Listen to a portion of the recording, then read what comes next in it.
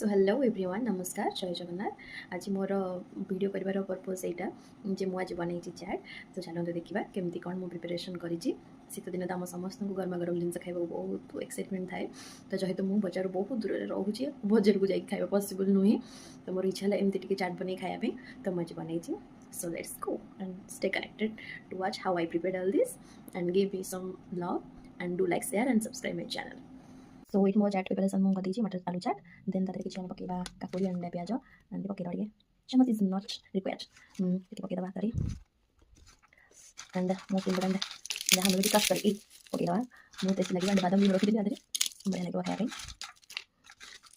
Corn भी अच्छे मस्त लगे। देन देख खट्टा पानी ऐड करदे आगुआ खट्टा पानी मस्त लगे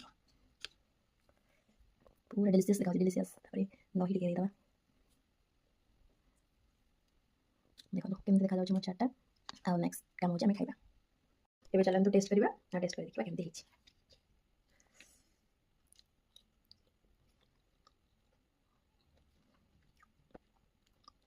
बढ़िया।